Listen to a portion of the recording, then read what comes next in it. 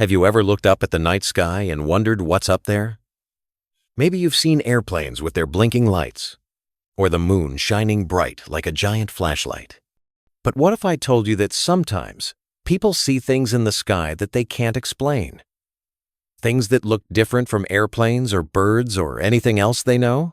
These mysterious things are called UFOs, which stands for Unidentified Flying Objects. That's a fancy way of saying flying things we don't know what they are. It's like when you find a toy in your room that you've never seen before. You know it's a toy, but you don't know where it came from or what it does exactly. Now, before we go any further, let me tell you something super important. UFOs don't automatically mean aliens from space are visiting Earth. I know that might sound a little disappointing if you were hoping for green visitors from Mars, but the real story is actually much more interesting. When grown-ups see UFOs, it usually means they saw something flying that they couldn't figure out right away. It could be a weather balloon, a new type of airplane they'd never seen before, or even something as simple as a plastic bag floating really, really high in the sky. Think about it like this. Imagine you're playing in your backyard at night with just a small flashlight. Suddenly, you see a shadow moving behind the trees. Is it a monster? Is it a big dog? Is it your neighbor taking out the trash? Until you shine your light on it and get a closer look, you just don't know. That's exactly what happens with UFOs. People see something they can't identify until they get more information. But here's what makes this topic so fascinating. For many, many years, people all around the world have been seeing things in the sky that they couldn't explain. And I mean all around the world. From farmers in small towns to airplane pilots flying high above the clouds. From people in big cities to folks living near the ocean. Some of these sightings happened during the day when the sky was bright and clear, and others happened at night when the stars were twinkling. What's really cool is that even though these people lived in different places and spoke different languages, sometimes they described seeing very similar things. It's like if kids from different schools all drew pictures of the same imaginary creature without ever talking to each other. That would be pretty amazing, right? The reason we're going to explore this mystery together is because learning about UFOs teaches us something really important: how to be good detectives. When we don't understand something, instead of just making up wild stories or getting scared, we can ask questions, look for clues, and try to figure out what really happened. That's what scientists do, and that's what we're going to do too. Throughout history, people have always seen things in the sky they couldn't explain. Long, long ago, before we had airplanes or helicopters or even hot air balloons, people would sometimes see lights moving across the sky in strange patterns. They might have thought these were gods or spirits or magical creatures. But as we learned more about the world around us, we discovered that many of these mysterious sights had perfectly normal explanations. So as we go on this adventure together to solve the UFO mystery, remember that being curious and asking questions is one of the best parts of learning. We're going to discover what causes most UFO sightings, learn about some of the most famous cases that had everyone scratching their heads, and find out how smart people called scientists figure out these puzzles. Are you ready to become a sky detective? Let's dive into this amazing mystery and see what we can discover together. Imagine you're looking out your bedroom window on a cloudy evening, and suddenly you see a bright light moving in a zigzag pattern across the sky. It's not blinking like an airplane, and it's moving way too fast to be a bird. Your heart might start beating faster as you think, "What in the world is that thing?" Well, my young detective, there are actually lots of everyday things that can look super mysterious when we see them in the sky. Let's start with something that happens all the time but can look really strange: weather balloons. These are like giant birthday balloons, but instead of being filled with helium to make someone happy at a party, they're filled with special gas and sent high up into the sky to help scientists learn about the weather. Picture the biggest balloon you've ever seen at a party. Then imagine it being as big as your whole bedroom. These weather balloons carry little computers that measure things like how hot or cold it is way up in the clouds. Now, here's where it gets interesting. When the sun is setting or rising, these weather balloons can catch the sunlight and look like glowing orbs floating through the sky. From far away, you can't see that it's actually a balloon. All you see is this mysterious glowing ball moving slowly across the sky. It's like when you shine a flashlight on a soap bubble in your bathtub and it looks like a magical, colorful sphere. Another thing that tricks people all the time is airplanes, but not in the way you might think. You know how airplanes look when they're flying during the day. You can see their shape and maybe even their windows if they're close enough. But at night, especially when they're really far away, all you can see are their lights. Most of the time, these lights blink in a pattern, but sometimes they can look like they're just glowing steadily. Here's something really cool. Sometimes airplanes fly in formation, which means several airplanes fly together in a specific pattern, like a line or a triangle. From far away on the ground, this can look like one big strange object with multiple lights. It's like when you and your friends hold flashlights and walk in a line at night. From far away, someone might think it's one weird, long, glowing creature instead of separate people with flashlights. But wait, there's more. Have you ever seen those really bright lights that stores use to advertise things? They're called searchlights, and they can shoot beams of light way up into the sky. When these lights hit clouds or fog, they can create shapes and patterns that look absolutely magical. Sometimes the light bounces around and makes it look like there's something bright and mysterious moving around up there in the clouds. One of the most common causes of UFO sightings is actually something beautiful that happens naturally in our sky: meteors. You might know these as shooting stars, even though they're not actually stars at all. Meteors are tiny pieces of rock and dust from space that burn up when they enter Earth's atmosphere. When they burn up, they create bright streaks of light that zoom across the sky super fast. Now, most meteors just flash by in a second or two, but sometimes bigger ones can take longer to burn up, and they might even break into pieces as they fall. This can create lights that seem to dance around in the sky, change colors, or even appear to stop and start moving again.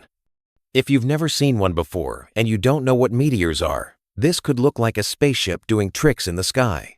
There's also something called ball lightning, which is like nature's own magic show. During thunderstorms, sometimes electricity in the air can form into glowing balls that float around for a few seconds or even minutes.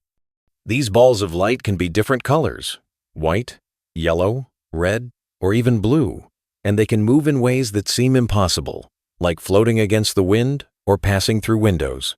Military aircraft can also cause UFO sightings, especially when they're testing new types of planes or flying in ways that people aren't used to seeing. The military sometimes tests aircraft that have unusual shapes or that can hover in place like helicopters, but look completely different from any helicopter you've ever seen. They might test these aircraft at night when fewer people can see them, but sometimes people still spot them and wonder what on earth they're looking at. Even planets can sometimes be mistaken for UFOs. Venus, which is the brightest planet we can see from Earth, sometimes looks like a bright star that's much bigger and brighter than all the other stars. When Venus is low on the horizon, the atmosphere can make it appear to twinkle or even change colors, and it might look like it's moving even when it's not. The most important thing to remember is that our eyes and brains can sometimes play tricks on us, especially when we're looking at things that are far away or in conditions where it's hard to see clearly. It's like when you're in a car at night and you see lights in the distance. Sometimes it's hard to tell if they're close and small or far away and big. The same thing happens when we look at the sky. Our brains try to make sense of what we're seeing, but sometimes they guess wrong. Now that we know what can make everyday things look mysterious in the sky, let's talk about some famous times when lots of people saw things they couldn't explain, and it took really smart detectives to figure out what was really happening. These stories are like mystery books, but they're real. One of the most famous UFO mysteries happened in a place called Roswell, New Mexico, way back in 1947. That's probably before your grandparents were even born. Here's what happened. A rancher named Mac Brazel was walking around his land after a big storm, and he found pieces of strange-looking metal and other materials scattered across his field. The pieces looked different from anything he'd ever seen before. They were very light, but also very strong, and some of them had weird symbols on them. Mac thought this was pretty strange, so he took some of the pieces to the nearby town and showed them to the sheriff. The sheriff thought it was strange too, so he called the military base that was nearby. When the military people came to look at the debris, They said it was from a flying disc, which was another way of saying UFO back then. This got everyone super excited. Newspapers wrote big headlines saying that a UFO had crashed and the military had found it. But then, the very next day, the military changed their story. They said, "Oops, we made a mistake. It wasn't a UFO at all, it was just a weather balloon." Why would the military change their story so quickly? What were they trying to hide? For many, many years, people wondered what really happened in Roswell. Some people believed that aliens had crashed their spaceship and the government was keeping it secret. Others thought the military was telling the truth about the weather balloon. It wasn't until much later that we learned the real story, and it's actually pretty interesting. It turns out that during that time, the United States was testing top-secret balloons that could detect if other countries were testing nuclear weapons. These balloons were made with materials that looked very different from normal weather balloons. They used special metals and fabrics that were lightweight but strong. The symbols that Mac Brazel saw weren't alien writing. They were taped with geometric patterns that engineers had used to reinforce the balloon materials. The reason the military changed their story wasn't because they were hiding aliens. It was because they were hiding their secret project to keep the country safe. They couldn't tell everyone about their special balloons because then other countries would know about them too. So they said it was just a regular weather balloon, which was kind of true, but not the whole truth. Another really famous case happened in Belgium in the late 1980 seconds and early 1990 seconds. Lots and lots of people. We're talking about thousands of people. Reported seeing large, triangular objects flying silently through the sky. These objects had bright lights at each corner of the triangle and could hover in place or move very slowly. Even police officers and military pilots saw these mysterious triangles. What made this case special was that it wasn't just one or two people seeing things. It was so many people that the Belgian government decided to investigate. They used radar, which is like a special way of seeing objects in the sky using radio waves, and they detected objects that matched what people were reporting seeing. The Belgian UFO wave, as it came to be known, lasted for several years. People would call the police to report these triangle-shaped objects, and sometimes the police would go outside and see them too. Fighter jets were even sent up to try to get a closer look at these mysterious objects. But every time the jets got close, the triangular objects would disappear or move away really quickly. For a long time, nobody could explain what was causing all these sightings. But eventually, investigators figured out that many of the sightings were probably caused by a combination of things. Military aircraft that were being tested in secret, unusual weather conditions that made normal aircraft look different than usual, and something called mass hysteria, which is when people get so excited about something that they start seeing things that aren't really there, or they see normal things but think there's something mysterious. One of the most interesting UFO cases happened to a pilot named Kenneth Arnold in 1947, the same year as the Roswell incident. Kenneth was flying his small airplane near Mount Rainier in Washington State when he saw 9 shiny objects flying in a line formation. He said they moved like a saucer would if you skipped it across water, which is where we get the term flying saucer. Kenneth was an experienced pilot, so when he reported what he saw, people took him seriously. His sighting got lots of attention, in newspapers and on the radio, and it started what some people call the modern UFO era, meaning it was when people really started paying attention to reports of mysterious flying objects. Later investigations suggested that what Kenneth probably saw were meteors entering Earth's atmosphere at a shallow angle, which would make them appear to skip across the sky in formation. The reflective surfaces of the meteors could have made them look shiny and metallic, just like Kenneth described. There was also a famous incident called the Phoenix Lights that happened in 1997. Thousands of people in Phoenix, Arizona, saw a series of lights arranged in a V shape moving silently across the sky.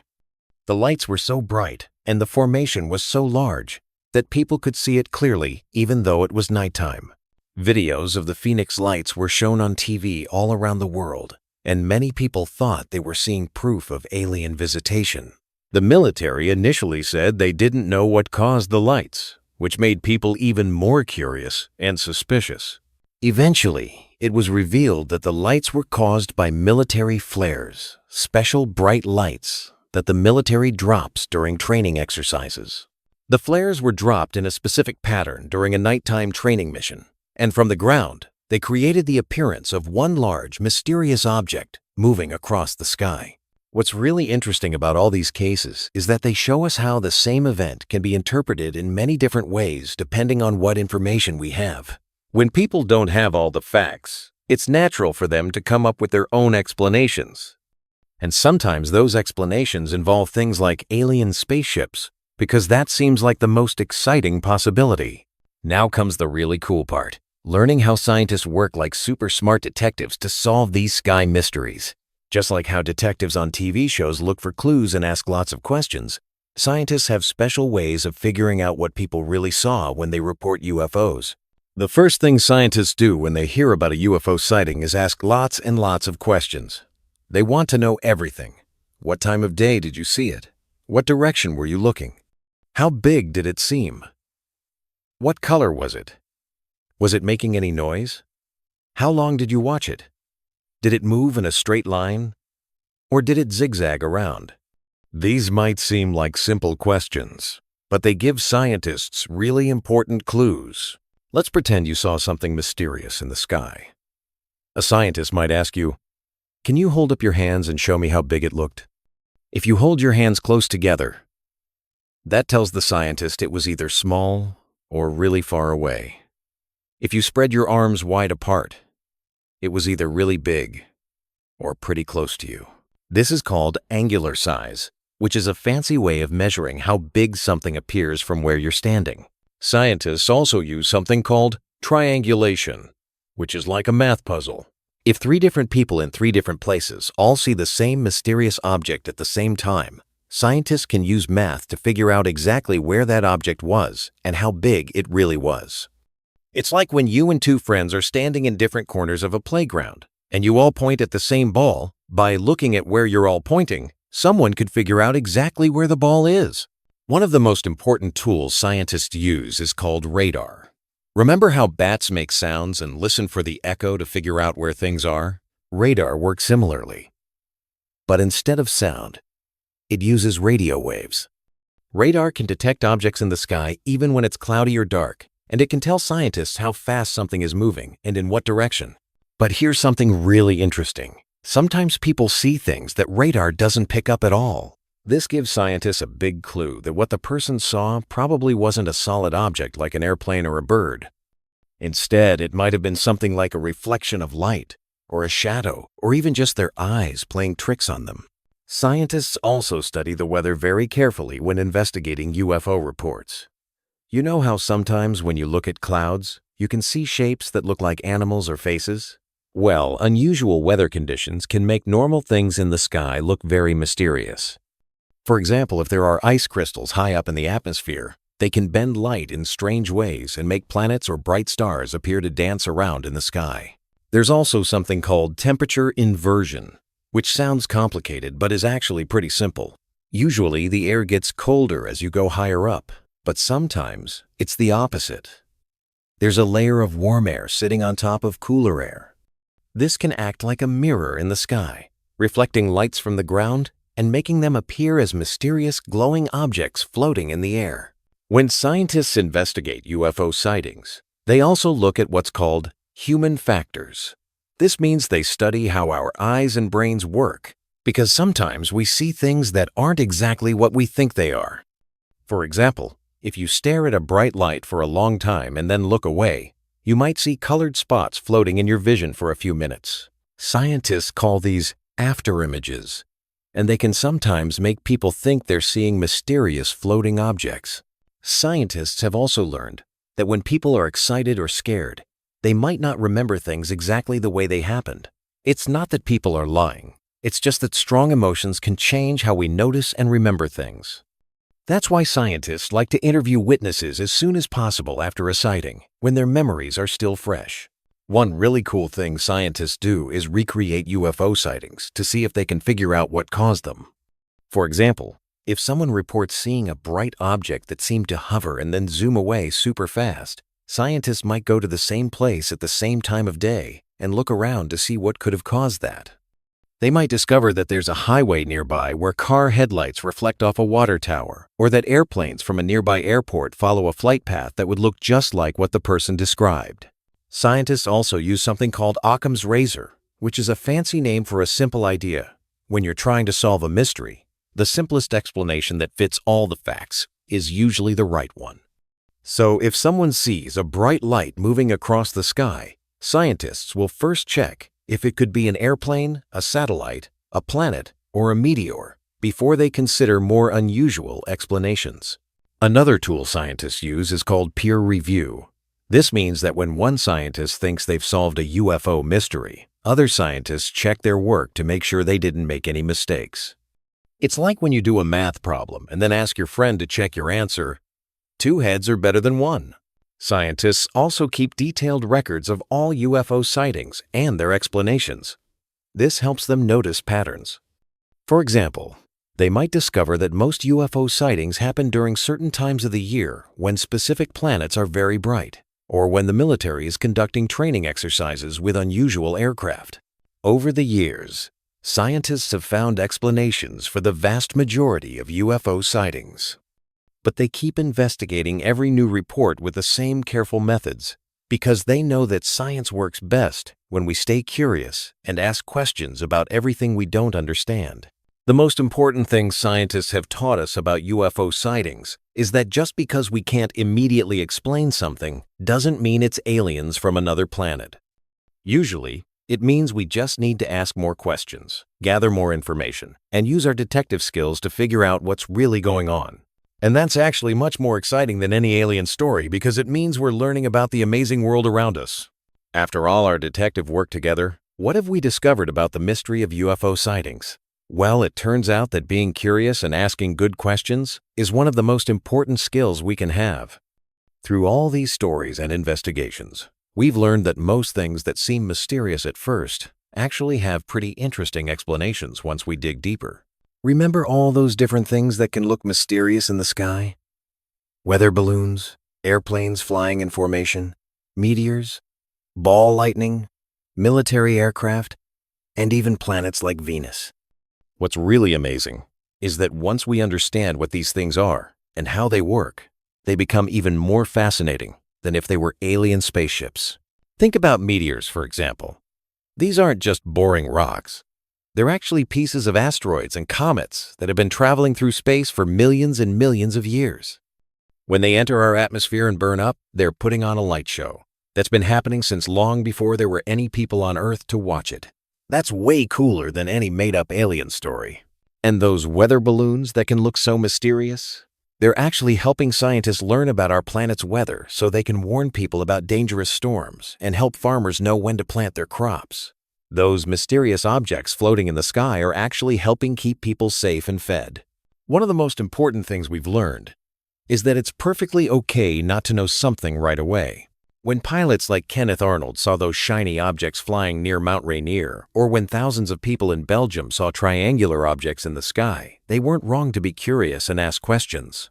Being puzzled by something new is the first step in learning.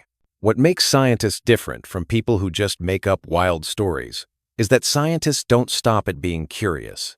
They do something about it. They ask questions, they gather information, they test their ideas, and they're willing to change their minds when they discover new facts. That's what we call the scientific method. And it's like having a superpower for solving mysteries. Here's something really important to remember. Just because scientists can explain most UFO sightings doesn't mean they're not interested in finding new and amazing things.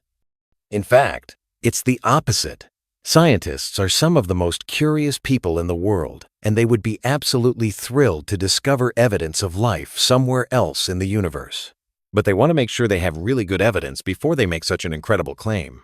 Speaking of life in the universe, did you know that scientists are actually actively looking for signs of life on other planets? They have huge telescopes that can see planets orbiting other stars, and they're studying these planets to see if any of them might have the right conditions for life. They're also listening for radio signals from space that might be messages from intelligent beings on other worlds. How cool is that? But even if we never find evidence of aliens visiting Earth, the universe is still full of incredible mysteries waiting to be solved. There are black holes that bend space and time. There are storms on Jupiter that are bigger than our entire planet. And there are galaxies so far away that their light has been traveling toward us since before the Earth was even formed. What's really exciting is that you can be a mystery solver too. Every time you ask why or how about something you don't understand, you're thinking like a scientist. When you see something unusual in the sky, instead of just making up an explanation, you can try to figure out what it really island. You can ask questions like, what time of day is it? What direction am I looking? Are there any airports nearby? Is it a clear night? Or are there clouds? What does the object look like exactly? You can also learn to be a good observer. Scientists have discovered that people who practice paying attention to details become much better at noticing important things. You can practice this by spending time outside looking at the sky and learning to recognize different types of clouds, or by watching for the International Space Station as it passes over your house. It looks like a bright star moving steadily across the sky. Another thing we've learned is how important it is to keep an open mind while also being careful about what we believe. It's good to be curious about mysterious things, but it's also important to ask for evidence before we decide something is true. This skill will help you throughout your whole life, not just when you're looking at the sky. The story of UFO investigations also shows us how science progresses. Scientists in the 1940 seconds and 1950 seconds didn't have all the tools and knowledge that scientists have today. As technology got better, and as we learned more about how our atmosphere works, how our eyes and brains process visual information, and how military and civilian aircraft operate, we got better at solving these sky mysteries. But the most wonderful thing we've learned is that the real world is far more amazing and complex than any simple explanation could be. Every time scientists solve one mystery, they usually discover 2 or 3 new mysteries in the process. That's what makes science so exciting. There's always more to learn and discover. So, the next time you're outside and you see something in the sky that makes you wonder, remember that you're participating in one of humanity's oldest activities, looking up at the heavens and asking questions. Whether you become a scientist, an airplane pilot, a weather forecaster, or anything else when you grow up, the curiosity and critical thinking skills you develop by investigating mysteries will serve you well. The mystery of UFO sightings has taught us that being a good detective means being patient, asking lots of questions, gathering evidence, and being willing to accept that the truth might be different from what we first thought. And most importantly, it's taught us that the real world, when we take the time to understand it properly, is far more wonderful and amazing than any mystery we could ever make up. Keep looking up, keep asking questions, and keep being curious about the incredible world around us.